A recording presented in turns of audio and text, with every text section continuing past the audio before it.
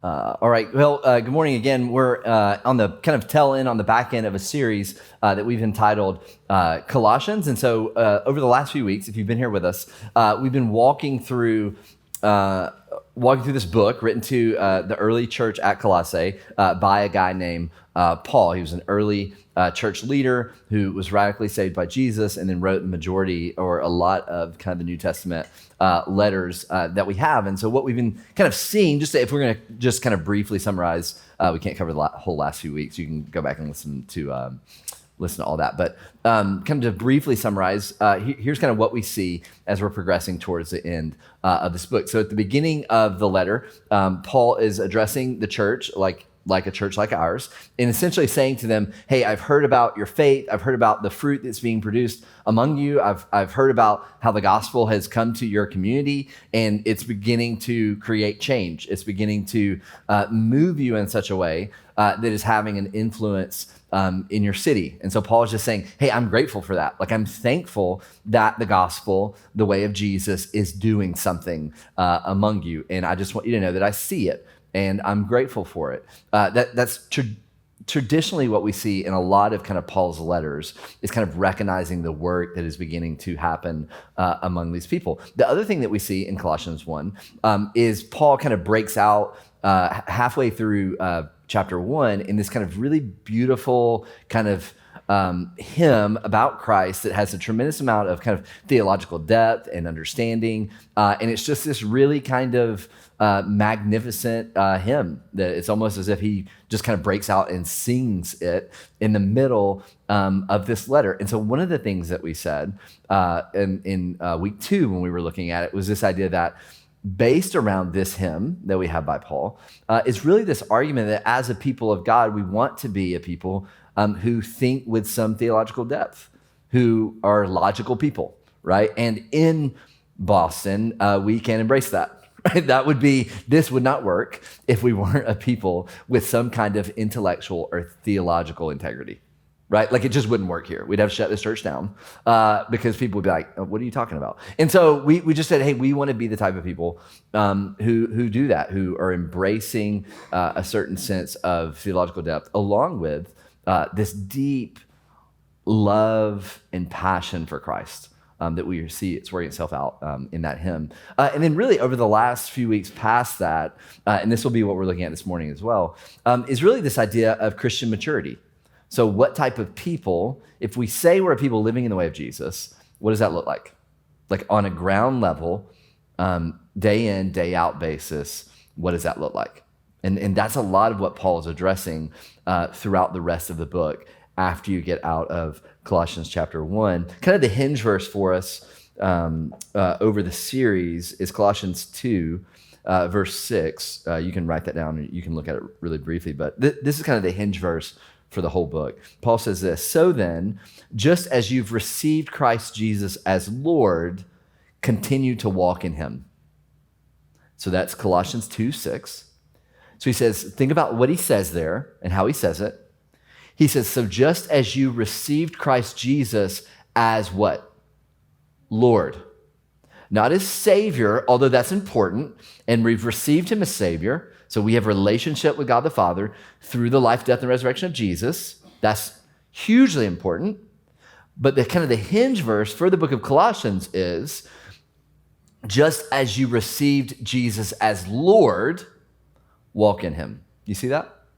This idea of Lord is what? It is, I've said yes to Jesus, not only as a means for me to be in a relationship with the Father, but I've said yes to Jesus in the sense that he, from this point forward, will be the one who dictates how I live. He'll dictate the way that I operate in relationships. He'll dictate the way that I use speech. He'll dictate the way that I use my body. He'll dictate the way that I use my resources. Jesus will be the one who I'm submitting myself to daily, weekly, yearly, by the second in my life. And this is Christian maturity. This is what we see working itself out throughout the book of Colossians. Now, let me say this about this morning. So this morning is going to be a continuation of this idea of Christian maturity, and Paul is going to address really two kind of separate things. One is a highly kind of cultural thing, which starts in Colossians 3, verse 18. He's going to talk directly about the household and the power of the household. Now, it's important that in reading this particular section, because he's going to address, if you have your Bible, go to Colossians chapter 3, starting in verse 18. So you can go there. Let me read it, and then we'll dive into some of these thoughts. So Colossians 3, 18, we'll do through 4:1 this morning. So really easy, non-controversial text. All right, so here we go. Verse 18, Colossians 3. Wives, submit yourself to husbands as is fitting to the Lord. Husbands, love your wives and don't be bitter towards them. Children, obey your parents in everything, for this pleases the Lord. Fathers, do not exasperate your children so that they will not become discouraged. 22, slaves, obey your human masters in everything. Don't work only while being watched as people pleasers, but work wholeheartedly, fearing the Lord. Whatever you do, do it from the heart as something done for the Lord and not for people, knowing that you'll receive the reward of your inheritance from the Lord. You serve the Lord Christ, for the wrongdoer will be paid back for whatever wrong he has done, and there is no favoritism. And then 4, verse 1, masters, deal with your slaves justly and fairly, since you know that you too have a master in heaven. Okay, so Paul, here's what's going to happen. So he's going to carry this idea of Christian maturity into the household. Now, the household, here's what we have to remember, right? Because sometimes we read the Bible, and we rightly read the Bible, well, I don't know if it's rightly, but understandably, we read the Bible with a 2022 lens on, don't we? We read the Bible from our experience, and also we read the Bible from our cultural moment. So all of us are shaped by our culture in pretty significant ways. And then we can also recognize that our kind of cultural moment is a bit different than Paul's in that sense. And so Paul is going to go after and attack, redirect, and really upend the cultural norms of the Greco-Roman culture in this text. And he's going to go after something which they kind of called the household, which in the Greco-Roman time was the center of life, right? The household was the center of life. So we're a bit different, right? We're a little more, globalized. We kind of move around. We break our mom's heart, right? Like this is what we do. We're not necessarily in that same kind of area where we're at home our whole life. My daughter even this morning was like, wouldn't it be so great to live in the same place? He was talking about my others in family, to live in the same place for your entire life, kind of thing. I was like, well, yeah, I can see some benefit of that. And then also, so we just kind of live in a different kind of cultural moment where it's like, I'm also like, you got to move out. You're not staying here your whole life. So anyways, so we live in a bit of a different moment, but for the Greco-Roman world, the household was everything. And so Paul is going to directly address the household. And the household is composed of wife, children, head of the household, and the enslaved. This was a household in the Greco-Roman world. Now, I want to say this before we get into it. Of all of the text and the instructions that Paul gives in the New Testament, this chapter 3:18 through 4:1 is probably some of the most subversive teachings of Paul when it comes to our relationship with the culture. Like, the kingdom of God, because to Paul's contemporaries, and this is how I want you to think about it, to Paul's contemporaries, the instructions that he gives in 18 through 4:1 was unbelievably radical. And it was kind of this very subversive type of thing to the Greco-Roman culture. Now, we can look at the text and we can almost, in some ways, if we're being honest, almost come at it from a more critical eye towards Paul, as if he wasn't doing enough, right? They would have read this as unbelievably radical, unbelievably working against counterculture to the Greco-Roman culture. And so here's kind of how we're going to do this, or how I want us to look at this. So Paul, writing to the church, is going to address these different roles inside the Roman Empire, which was unbelievably powerful empire. And he's going to talk to women, men, children, and the enslaved. So I want to talk about attitudes and instructions towards each of these, and then I want to look at and just address kind of the cultural, the subversive cultural aspects of what he's saying. So just kind of hang in there for a moment. I don't want to give a ton of commentary towards, I just want to simply say this is what he's saying. This is some of the attitudes. And then we'll look at the bottom end of that, what made it so subversive. Okay? So that's kind of the way that we'll play this morning. Everybody feel good about it? We're good? We feel loose? Okay, great. All right, here we go.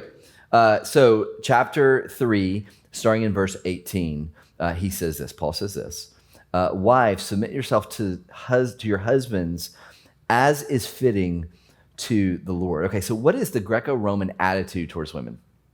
If you were a woman at this time period, you had a tremendous amount of power and authority and influence. Like you were a powerhouse. Just kidding, right? You had no power. You had no authority. You had no personal autonomy, like no agency, none whatsoever.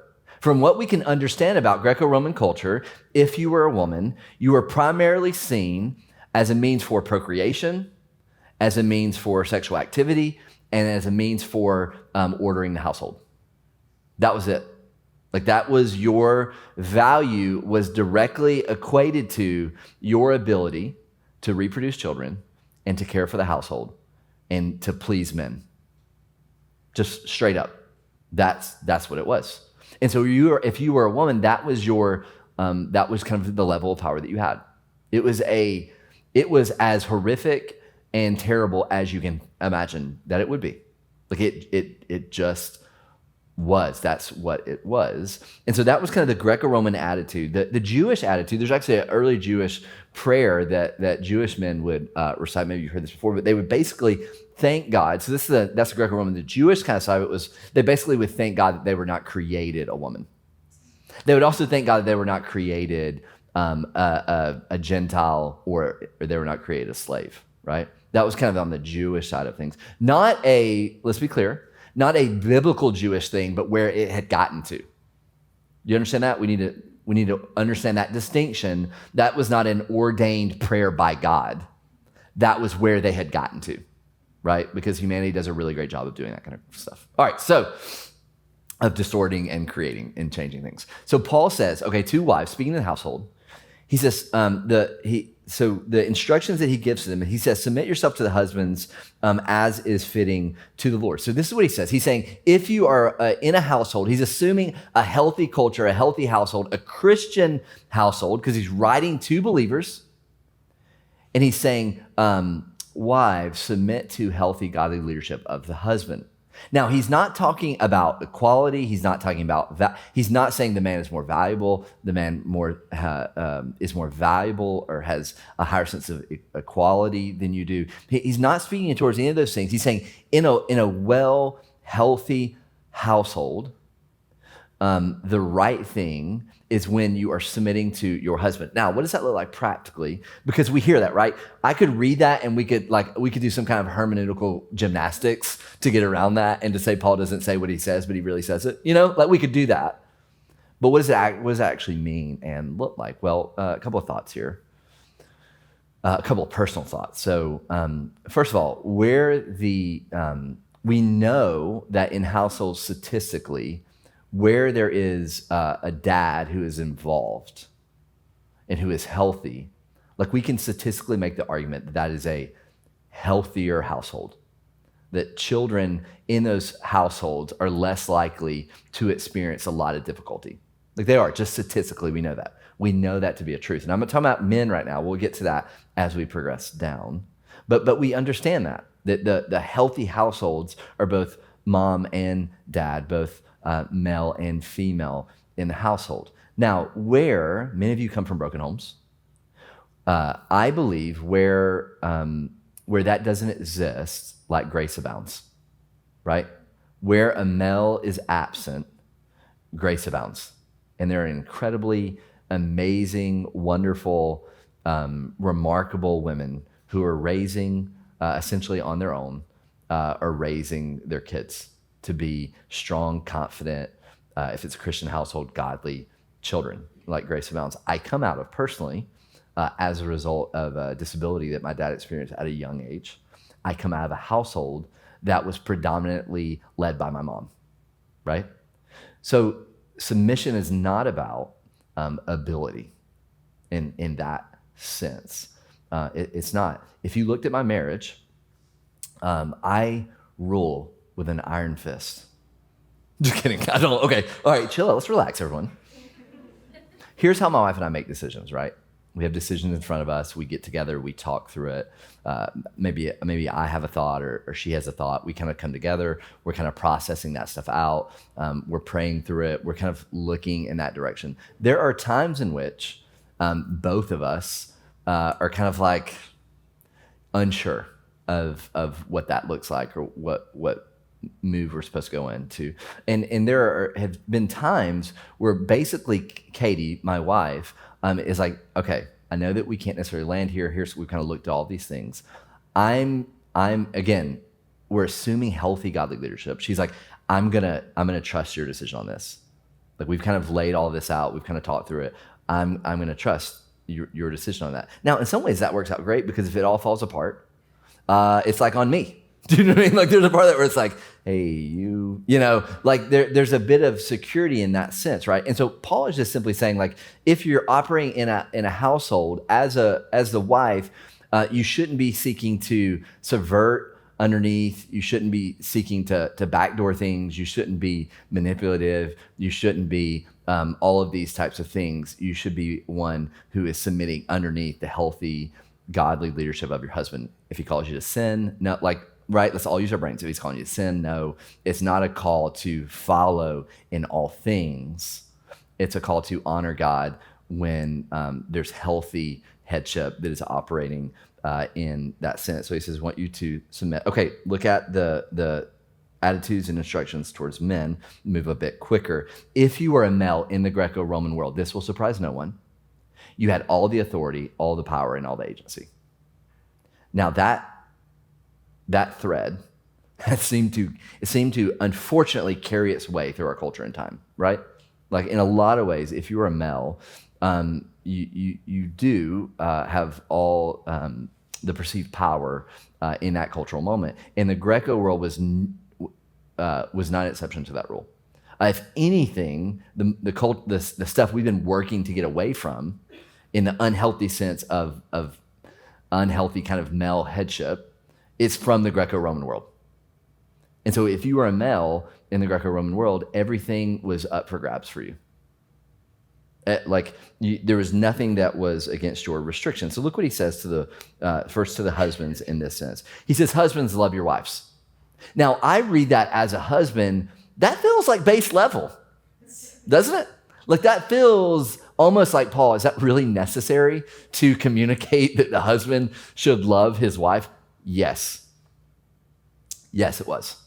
Again, your wife, if you were a husband in the Greco-Roman culture, was a means for procreation, a means for sex, sexual satisfaction, and a means to order and keep the household. That's what a wife was.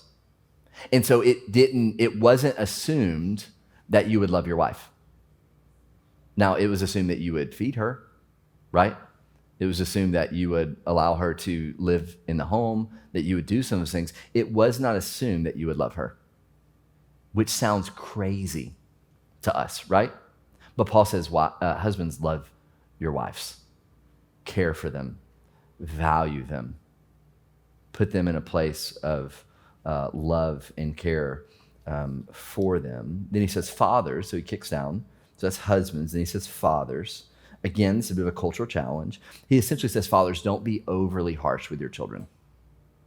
Again, males in this moment, in this cultural moment, heads of the household had all the power over children, all those types of things. And he just says, don't be overly harsh with your children. Don't destroy them. Care for them, love them, disciple them, right? Point their heart towards the way of Jesus. You can't be harsh and unloving towards your children and say you're a follower of Christ, right? Some of this was your experience. You can't say that you're a follower of Christ as a husband while being destructive in your actions as a dad. You just can't do it. Can't be overly angry. You can't do those things, love and care for your children. And then the third thing that we see in 4:1 is addressing the masters, which would primarily have been male in this time and period, is to treat your household fairly, to treat those that are under your care inside your household fairly, to do that well. Okay, everyone good here so far? So these are a bit of the attitudes and the bit of instructions without a whole lot of implications in that so far. So we have wives, then we have head of the households, these attitude towards men, which fall out as husbands, fathers, and masters. Now, let me speak for a moment towards slavery, because we have to address it when you're looking at this particular text, okay? My job would be a lot easier if there was a text that said, therefore thou shalt not have slavery, right? Like that, if that was like in the Bible, that would be a super easy thing. It's not there. So how do we make sense, and how do we come around this idea of speaking towards masters? And again, we'll get a little more to the subversive nature of what Paul is saying and how that's beginning to work against the underpinnings of slavery in his cultural day, because that's very much what's happening. But let's talk about it for a minute. So in the Roman world, there were about 70 million people in the Roman world. There were 7 to 10 million people who were enslaved. 7 to 10 million people who were enslaved in the Roman occupied territory. Most slaves found themselves in slavery either because they were sold into slavery by their parents, for various reasons. A lot of the people that were in slavery in the Greco-Roman world were people who were groups of people who they had taken over their land and brought them back. So it wasn't necessarily motivated by race or any of those types of things. It was primarily motivated by, in the sense that as we're taking on territories, now we're going to take these people from these territories and bring them into slavery. That was kind of the operating system in the Greco-Roman world. That's how they kind of got to their cultural moment. Free males, because I want us to think about this. So if you were a free male in the Greco-Roman world, you had the ability for both male and female slaves to do whatever you wanted to do to them, unhindered. Like it was, you could exploit them in any type of way that you wanted to. So you had virtually unrestricted access to slaves. You had unrestricted access to enslaved prostitutes for any kind of sexual reason. Like essentially, the kind of the social norm for the day was that slaves, both men and women, it was almost like, and we'll look at it more in a second, but it was almost like having access to food and water. That's how just common it was and how normative it was in that sense. And so there's two ways in which we see both the Old Testament and the New Testament speak against this idea of slavery in this way. Here's the first one. So both the Old and the New Testament, they both forbid a practice called man-stealing. So we see this in Exodus, we see this condemned in Exodus, we see this condemned in Deuteronomy, and we see Paul condemn this in 1 Timothy chapter 1, verses 10 through 11. And so in 1 Timothy 1, 10 through 11, Paul says, he lists a whole bunch of things in that, but he basically says that it is prohibited and that the wrath of God is coming against, and people living in the way of Jesus can't be those who are slave traders, or this idea of man-stealing. So you are not allowed, you are prohibited as a Christian from partaking in human trafficking. You can't do it. Again, normative practice in the Greco-Roman, like we hear that and we're like, well, yeah. But in the Greco-Roman world, it was prohibited but a normative practice. And so Paul says, don't participate in it. You're not allowed to participate in it. You can't be involved in any kind of aspect in that sense and way of man-stealing. The second thing, and this is a little more subtle move against this idea of slavery in his kind of cultural moment, is that when Paul denounces any extramarital sexual relationships, so when Paul in his instructions says sexual relationships is meant for the marriage for male and female, when he says that the cultural implications of that are even more complex than we would understand. Because we would read that and go, oh yeah, that makes sense. Like that feels like the most loving thing is to not cheat on your husband or wife, right? Like that feels like that makes sense. Right now we can get into conversations about sex outside of marriage and all the difficulties and the brokenness around that, right? We can have that offline if you want. But that the implications for Paul when he said that, do you know what he did when he did that? When he said sex outside of marriage is wrong, do you know how much sexual exploitation he just cut off from the Greco-Roman world? Again, if you were a male, you had free reign to both male and female slaves and servants. You had free reign to female prostitutes. Do you see what Paul did there in that moment? Like he said, if you're someone following the way of Jesus, all of that is off limits. All of that is wrong. You can't participate in any of that. Do you see that? It's a little more subversive and subtle, but he's essentially saying you're not allowed to sexually take advantage of people anymore in the most marginalized. Like these are kind of the deep level implications for that when we're thinking about this relationship between master and slave. Heather Hart says this. She's a writer for Christianity Today, talking about this relationship of master and the enslaved. She says the relationship between master and the enslaved was maintained through the continued fear of punishment, discipline, execution, and the ability for masters to destroy any family relationships forged by the enslaved. We have a whole book in the New Testament that was written it was written about a runaway slave. Paul is writing to, it's the book of Philemon, and Paul is writing to him, and he's saying, I'm sending Onesimus back to you. As a runaway slave, I'm sending him back to you. And he essentially says to him, I could force you by my spiritual authority to free him. And I want you to, but I want you to come to your own place to do that. Like I want you, not by compulsion, but motivated by the love of God to do that. There's a whole book on that. And we'll get to that book a little more as we get to the bottom part. But just says, I want you to free him, but I want you to do it not by force, but by your own volition in thinking about that. Okay, good. Let's carry on because we got a couple other things to hit. Okay, so when he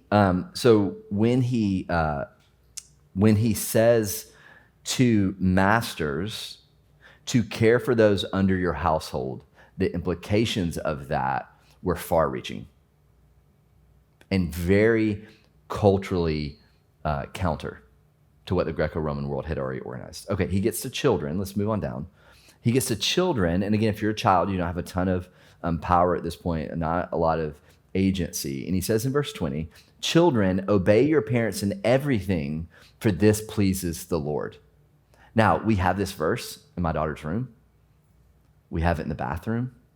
We have it, I'm just kidding. All right, so this is essentially what he's saying is, hey, if you're a child and you're operating in, again, a healthy household, you're to be one who obeys your parents in everything.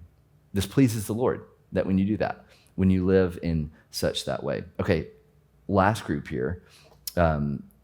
Last group speaking towards those who are enslaved, we see in verse 2.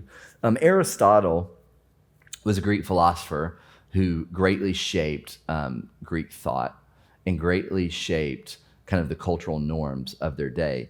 This is what Aristotle said about justice when it comes to the master-slave relationship at this time.